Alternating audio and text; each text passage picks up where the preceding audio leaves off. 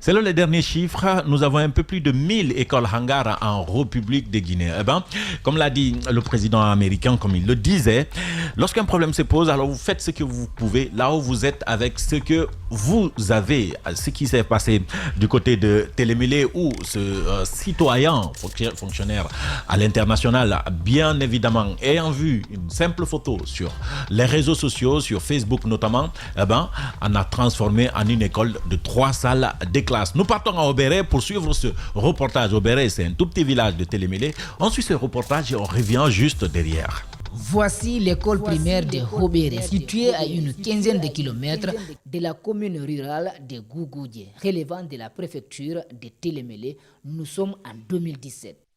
Une image insoutenable d'une école en République de Guinée au XXIe siècle qui a fait le tour des réseaux sociaux il y a un peu plus de 3 ans. L'image de cette hutte choque Amadou Thierno Diallo qui aurait pu être dans cette école à son enfance, se dit-il. Haut fonctionnaire international, il s'engage ainsi à investir pour changer cette image et donner du sourire aux jeunes élèves de Obéré. La pose de la première pierre a eu lieu le 14 octobre 2018 et même si c'est en 2024 que l'école a été inaugurée, les élèves y étudiaient déjà depuis 2019. Elle comporte 3 salles de classe, des toilettes et une direction. Les autorités préfectorales, à travers le secrétaire général de la préfecture, saisissent la balle au rebond pour encourager le bienfaiteur. Si M. Kernan Amadou, par les effets de l'Internet, s'est donné la volonté d'apporter un plus, c'est dit qu'il a montré davantage son patriotisme. Son patriotisme, puisqu'il n'a envoyé cette école ni dans son village, ni dans son hameau, ni dans sa sous-préfecture, encore moins dans sa préfecture natale. Après avoir mobilisé les financements, Amadou Thierno Diallo confie l'exécution des travaux à la CIDT, la Coordination internationale pour le développement de Télémélé.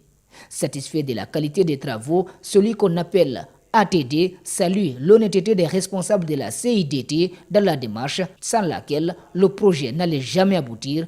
Il invite ensuite à en faire bon usage. On a décidé ensemble de mettre l'école sous la responsabilité, sous la coupole de la CIDT. Au moins la CIDT pourrait suivre. C'est eux qui ont fait toutes les négociations avec les entreprises pour construire. Moi, je n'ai fait que donner l'argent. Mais je voulais quand même créer des conditions pour ces enfants pour qu'ils apprennent. On ne sait jamais. On peut sortir un président de la République, on peut sortir des ingénieurs, on peut sortir des médecins de cette école. C'est ça mon souhait. Donc, c'est ce qui m'a poussé. Donc, c'est mon éducation, ma formation et mon héritage qui a fait que tout fait pour que je construise cette école. Donc, c'est un plaisir pour moi aujourd'hui de venir revisiter cette école.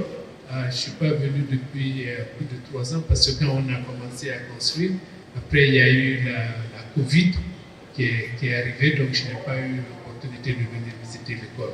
Télémélé est l'une des préfectures les plus enclavées en République de Guinée. Un véritable gâchis, fait remarquer Amadou Thierno Diallo. Cette préfecture a relie plusieurs autres et donc, pour le donateur, elle mérite des infrastructures adéquates pour son développement. Télémélé, si on désenclave Télémélé, on règle le problème de la basse Guinée, de la moyenne Guinée, de la haute Guinée. Parce que quand une route va traverser le Conakry, traverser Télémélé pour aller à Sigiri, elle va désenclaver toute cette zone. Et c'est sur Télémélé, qui est pour moi la ville Carrefour, qui a les frontières avec, je crois, si je ne me trompe pas, 8 préfectures. Donc pour moi, c'est la ville Carrefour de la Guinée. Quand vous désenclavez cette ville, vous désenclavez toute la moyenne Guinée, toute la basse Guinée, toute la haute Guinée. Et je souhaite, j'aspire que demain on le verra. On verra, tout le monde viendra visiter Télémélé, les gens seront obligés de passer par là. Expert en développement, ayant déjà travaillé à la Banque islamique de développement, mais aussi à la Banque africaine de développement, Amadou Thierno Diallo est un homme sensible à la souffrance de ses concitoyens d'où qu'ils vivent. Oui, de la photo d'une hutte postée sur les réseaux sociaux est née une école de 3 salles de classe. Le rêve de toute une communauté est rendu possible par Amadou Thierno Diallo. Plus de 60 élèves apprennent déjà dans cette école, parmi eux, probablement, un futur président de la République. Parce que l'éducation est une priorité, PEP. Voilà des informations dont nous sommes fiers de diffuser ici, parce qu'on a tellement parlé des écoles hangars qu'on aurait bien aimé avoir 1000 personnes, construire 3 salles de classe à la place des écoles hangars pour avoir 1000 écoles tout simplement. Alors, qui ça on rappelle c'est qui Amadou Thierno pour les auditeurs. Absolument, monsieur Amadou Thierno Diallo est un pur produit de la formation guinéenne, puisqu'il est ingénieur minier sorti de l'Institut supérieur des mines de Bokeh, et Institut Polytechnique de Gamal, bien évidemment, en 1981, avant de poursuivre et de parfaire sa formation aux États-Unis, notamment avant d'avoir un MBA à Joseph B. Carter School et d'autres universités, d'autres grandes écoles américaines qu'il a eu à fréquenter. Mais aussi, M. Amadou Thierno Diallo est un haut fonctionnaire international, mais avant sa carrière de fonctionnaire après sa carrière de fonctionnaire international, bien évidemment, il a été celui que M. Alpha Condé a appelé pour redresser, pour mettre la coopération guinéenne sur le devant de la scène. Et entre mars et septembre 2021. Et c'est cette coopération, cette vision qu'il a eue avant ce poste-là. Vous allez voir que ce monsieur est un haut fonctionnaire international, comme je le disais, qui a occupé de hautes fonctions. Il a travaillé à la Banque islamique de développement à Jeddah, en Arabie Saoudite, en tant que directeur général par intérim des pratiques globales, mais également directeur du développement des infrastructures, entre autres. Il a aussi, comme on l'a vu dans le reportage tout à l'heure, travaillé à la Banque africaine de développement entre Abidjan et Tunis, où il a été représentant résident de la banque à Bamako, mais aussi chef des divisions énergie et technologie. Il a servi dans le service d'ingénierie et de conseil chez Michael Baker Corporation, n'est-ce pas? Mais c'est en Pennsylvanie, bien évidemment, aux États-Unis. L'oncle Sam. Dans le bon pays, quoi. Naturellement. Mais également, sans oublier chez lui, en Guinée, Afriga, Arédor, président du conseil d'administration de la Banque islamique de développement, et de la Banque islamique du Sénégal, j'allais dire. Énormément de responsabilités, de grosses responsabilités, on va dire ça comme ça. Mais il faut le dire également que, et un aspect très important, Mohamed Ali, parce que le record de financement du projet de la BAD aujourd'hui, c'est lui qui a mobilisé 2,7 milliards pour la construction du barrage hydroélectrique de Madupi, c'est au Nigeria. Pardon, si je ne m'abuse, c'est en Afrique du Sud. En Afrique du Sud. Également, les lignes d'interconnexion de Kaleta, de Soapiti. Il a participé. Ce monsieur a participé à renvoyer beaucoup de projets dans son pays au travers de la Banque islamique, mais aussi de la Banque africaine de développement. Est-ce qu'on sait quelle est la motivation? C'est quelqu'un qui est sensible. C'est quelqu'un qui est sensible à la souffrance de ses compatriotes. Vous allez voir, il a construit beaucoup d'écoles, beaucoup de forages, beaucoup d'infrastructures comme ça pour aider la jeunesse. D'ouvrages sociaux pour les populations démunies. Les différentes populations démunies, sans rien attendre en retour. Parce qu'on l'a dit, le célèbre président américain, au lieu de vous demander qu'est-ce que votre pays peut faire pour vous, mais demandez-vous plutôt qu'est-ce que vous pouvez faire pour votre pays. Donc c'est dans ces circonstances-là que M. Amadou Thierno s'est engagé à construire ces infrastructures que nous venons de voir. Il est parti d'un constat, d'une photo sur les réseaux sociaux. Il faut rappeler qu'il est originaire de Timbi Madina. Donc il vient construire. Et pas de Télémélé en fait. Télémélé, vous avez vu. Donc c'est pas chez lui, il pouvait s'en passer, dire c'est pas chez moi, ça ne me concerne pas, mais il vient le faire. Et il a fait dans beaucoup d'autres préfectures, dans beaucoup d'autres régions qui ne sont pas forcément les régions auxquelles il vient. Il y a beaucoup de hauts fonctionnaires quand même que nous avons en Guinée, mais tous ne partent pas investir à travers une télévision, plutôt à travers une photo sur les réseaux sociaux, n'investissent pas dans les écoles en milieu rural. Nous, c'est l'éducation, ça nous intéresse. Voir une école de 3 salles de classe dans une localité comme Obéré, à plusieurs kilomètres de la ville de Télémélé, qui est à plusieurs kilomètres de la capitale Conakry, il faut saluer, j'ai envie de dire. Oui, Obéré, Senta, Darmayaki, nous savons. Obéré, Senta, Darmayaki, nous savons généralement Télémélé. À beaucoup de zones comme ça, des zones complètement défavorisées. Mohamed Ali, je vous rappelle qu'à un moment donné, j'ai été à Télémélé.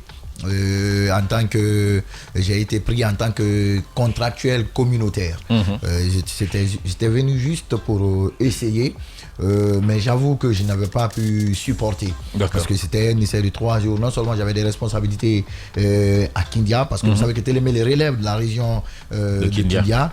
Le geste magnanime que ce grand homme vient de faire vient juste à point nommé. C'est ce que les Anglais disent souvent to make ale while the sunshine. Ce qui revient à dire en termes c'est que c'est arrivé juste au bon point nommé, au bon moment, sachant bien que nous sommes à plus de 1000 écoles hangars en République de Guinée. Les décideurs, ils le savent. Quand le ministre actuel de l'enseignement préuniversitaire de l'alphabétisation est venu, lui-même, il est allé sur le terrain, il a fait le constat, il a vu, il sait qu'à l'intérieur, vous avez des écoles hangars. La quasi-totalité de ces écoles hangars se trouve ici, entre la Basse-Côte et la Moyenne-Guinée.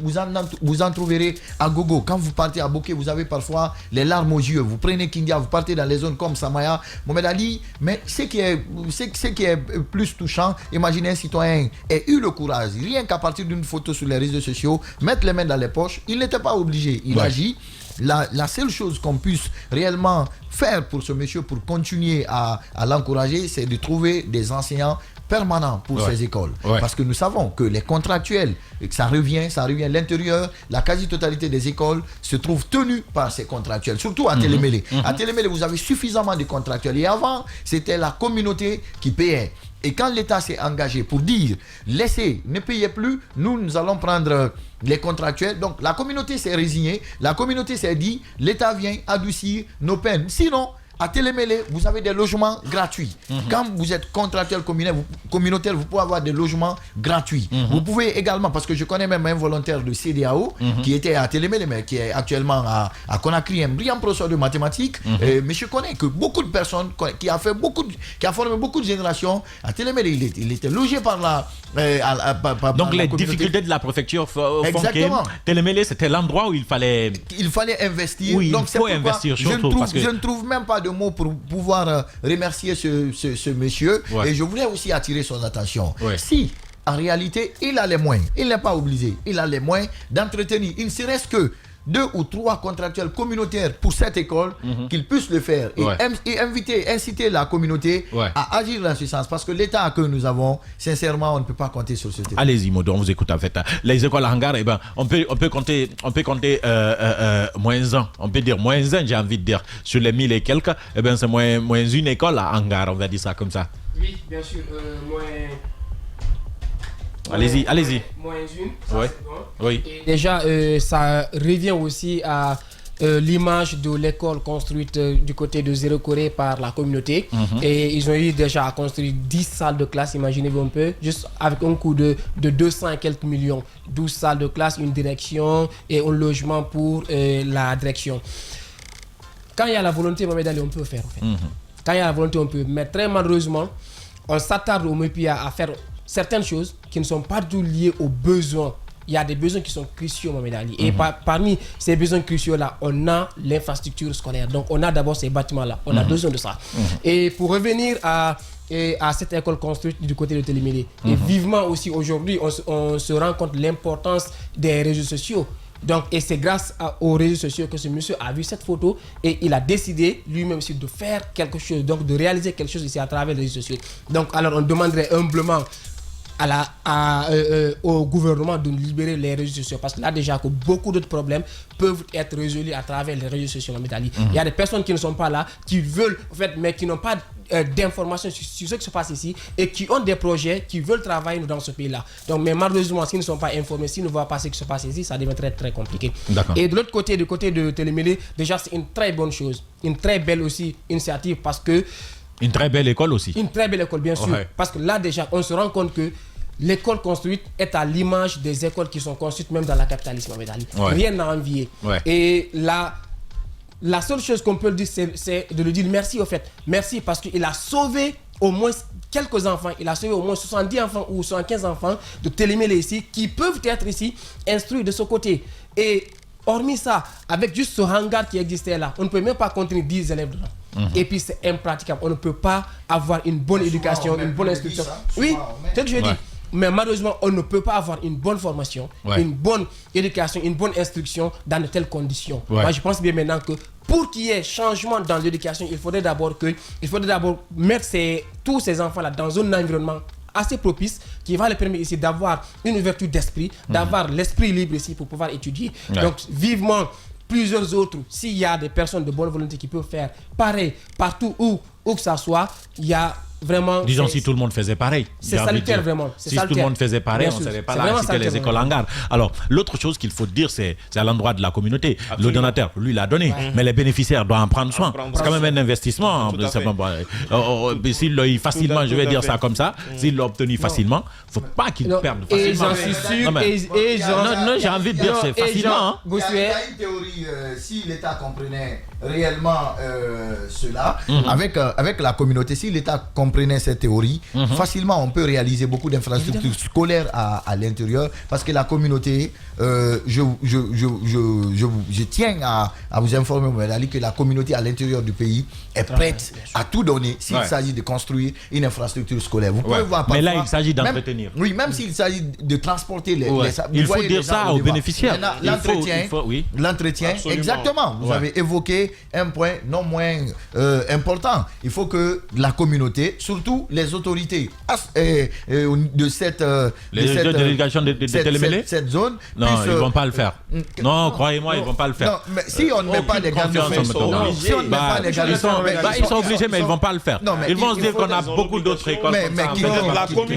Vous allez voir qu'ils ne vont même pas envoyer d'enseignants. Ce que je suis en train de vous dire, c'est qui est très malheureux. Moi, ce que je suis si je peux demander, et c'est ce que je vais faire, c'est de demander aux bénéficiaires, vous avez un bijou en votre main. Il y a quelqu'un qui n'est pas, même si j'aime pas trop dire, tu n'es pas de telle communauté, tu viens d'ailleurs, non. Il y a quand même une école de 3 salles de classe qui a été offerte par un particulier. Ce n'est pas l'État, ce n'est pas une entreprise, c'est une personne qui aurait pu investir dans ses affaires personnelles, mais qui a accepté de donner à des élèves, à des jeunes élèves qui marchaient longtemps pour aller dans un endroit inadéquat et tenter d'apprendre. Aujourd'hui, ils ont une salle de classe. Je pense qu'il faut en prendre soin. Il faut en faire un bijou. Et ça, c'est et surtout, il faut faire en sorte que... l'une des préfectures, Mohamed Ali, où la population est très, très, très bien organisée. Ça, je vous le garantis. Il faut le dire, tant mieux. Moi, j'ai pas envie de repartir là-bas l'année prochaine et comprendre que l'école est totalement dégradée ou qu'il n'y ait pas d'enseignants. Déjà que depuis 3 ans, depuis 2019, les élèves, ils y étudient. On peut voir que ça fonctionne, en fait, de ce côté. Je peux totalement vous donner raison du côté de... Oui, c'est là-bas, généralement, la communauté, elle est active. Et en plus, au-delà d'être très active, c'est une communauté qui participe. C'est à Koubia où il ne faut pas faire ce genre d'école, en fait. À Koubia et Tougué. Non, mais j'ai été là-bas, franchement. Même avant l'émission, déjà, par exemple, il y a un seul collège du côté de Koubia à Pilimili, ça a été également un don particulier. Et ça, c'est le seul collège de ce côté. Je sais. Mais vous savez, on a été à Koubia. On a vu les écoles de Koubia. On a vu quel intérêt on accorde à l'éducation de ce côté. Quand les parents veulent que les enfants partent d'abord au champ avant de venir à l'école, écoutez, moi, je ne compare pas ça à un autre endroit. À l'intérieur du pays, en région, l'éducation n'est pas forcément une priorité. Que ce soit à cause des travaux champêtres, que ce soit dû au fait de l'exploitation des mines et tout. Ce qui fait que les gens, les parents n'ont pas forcément cette proportion-là, cette volonté d'envoyer directement les enfants à l'école. Mais une fois que les infrastructures sont là et que dans ce village un tout petit peu reculé où l'accès même est parfois très compliqué, très difficile, alors j'estime que la communauté doit s'investir dans l'entretien de ce bijou qu'ils viennent d'acquérir. Parce que ça y va dans leur intérêt. On a vu l'émoi que ça a créé, le tollé que ça a créé quand la photo est apparue. Je me souviens même, je crois, on en a parlé dans une de nos émissions. De nos émissions à l'époque. Voilà, à l'époque, bien évidemment. Donc si aujourd'hui, lui, il a pris, je parle de M. Amadou Kerno, il a pris sur lui la responsabilité de construire cette école-là. Je pense que la communauté aura, comme on appelle cette proportion, aura cette vision d'entretenir cette école pour le bien, non seulement de la communauté, mais pour la République, mais aussi pour une sorte de récompense, même s'ils ne peuvent pas récompenser. Parce qu'on dit que qui ouvre une école ferme plusieurs prisons. Donc pour récompenser en quelque sorte celui qui a mis la main à la poche pour construire cet édifice. Mais tout en rappelant à l'État il a obligation de non, ça ne donne pas l'État de sa responsabilité. Non, ça au moins c'est clair. Il faut le dire. Ça commence par le DCEE, c'est comme ça, non? Les DSEE, oui. Ensuite le DPE, l'inspecteur du côté de Kindia, et maintenant l'inspecteur du côté d'ici et le ministre. Non, quand je parle de l'État, je parle des autres écoles hangars, Mohamed Ali. Les autres écoles hangars, il faudrait carrément les reconstruire. Ouais. Allez-y à On va poser la question au ministre. Le ministre a dit qu'il a construit des écoles type Diawadou et puis on verra. 16h passées de 52 minutes. On va revenir, Modo, si tu veux bien. 16h passées de 52 minutes. Je rappelle le temps qu'il fait chez nous en temps universel. Vous êtes en direct sur la radio Espace, mais aussi sur Espace TV. L'émission c'est PEP parce que l'éducation est une priorité. Première partie.